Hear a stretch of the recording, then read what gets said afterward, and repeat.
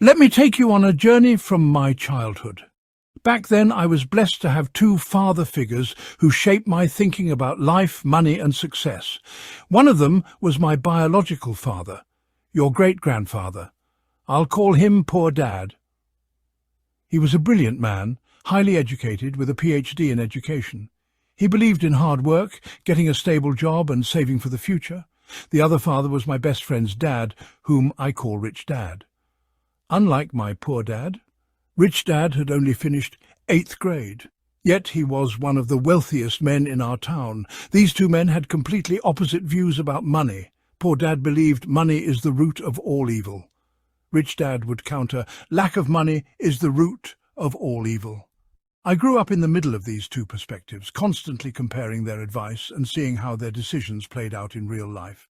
And, oh, how different their lives were. Let's start with Poor Dad. He was a hard-working man with strong principles. He often said, go to school, get good grades, and find a secure job. Save money and live below your means. Your house is your biggest asset. To him, education was the golden ticket. He worked tirelessly to climb the corporate ladder, believing that promotions and raises would eventually bring financial security. But here's the problem. No matter how hard Poor Dad worked, he was always struggling to pay bills. Every time he got a raise, his expenses seemed to grow too. I remember one particular day when Poor Dad was ecstatic about buying a new car. He called it a reward for his hard work. But a few months later, he was stressed about the car payments, higher insurance costs, and maintenance expenses. That award became a burden. Poor Dad was always focused on working harder, but he never stopped to think about how money could work for him. He believed in saving, but inflation slowly ate away at his savings. He believed in job security, but when his company downsized, he was left without a safety net. Despite all his efforts, Poor Dad lived with financial stress most of his life. His love for us was immense, but his financial struggles taught me what not to do. Now, let me tell you about Rich Dad.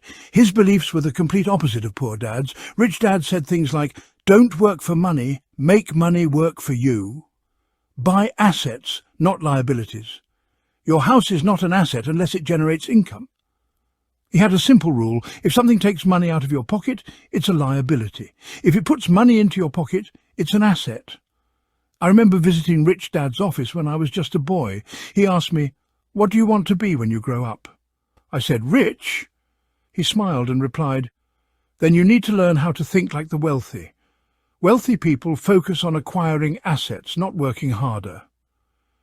He showed me examples of assets he owned, rental properties that brought him monthly income, stocks that paid dividends, and businesses that generated profits. While Poor Dad focused on saving, Rich Dad focused on investing. Rich Dad once told me about a small piece of land he bought. It didn't look like much, but over time he built a small apartment complex on it. That property brought him rent every month and eventually paid for itself.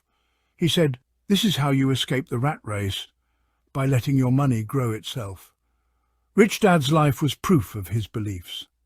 While Poor Dad was constantly stressed about paying bills, Rich Dad had financial freedom.